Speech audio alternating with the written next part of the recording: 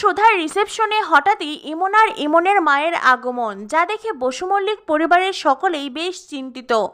সকলের মাথায় একটাই চিন্তা, এখন যদি সুধা তেজের অতীতে জানতে পেরে যায়, তাদের নতুন জীবনে যদি তার কোনো ইফেক্ট পড়ে। ইমনের মায়ের কথায় তার মেয়ে পুরো বিয়েবাড়ির ডেকোরেশনের দায়িত্ব নিয়েছে।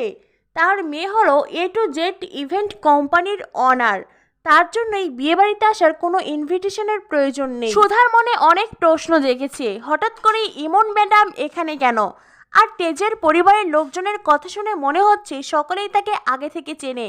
তবে কি তেজের সাথে ইমনের কোনো গভীর সম্পর্ক আছে?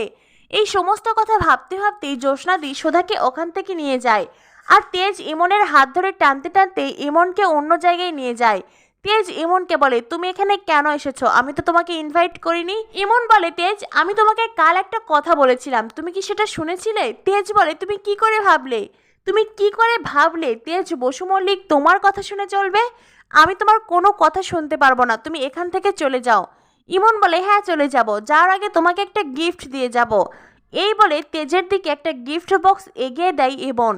তেজ তখন গিফট বক্স হাতে নিয়ে বলে, ইমন হালদার কাউকে কখনো কোনো গিফট করতে পারে না? মানে আমি যতটুকু জানি ইমন হালদার শুধু তো নিতে জানে, দিতে নয়। যাই হোক, তোমার গিফট দেওয়া হয়ে গেছে, এইবার এখান থেকে চলে যাও। ইমন তেজকে বলে, উফ তেজ, আমি তো চলেই যাব, কিন্তু এই গিফট বক্সে কি আছে তোমার জানতে ইচ্ছে করছে না? ইমনের কথা শুনে তেজের মনে খটকা লাগে।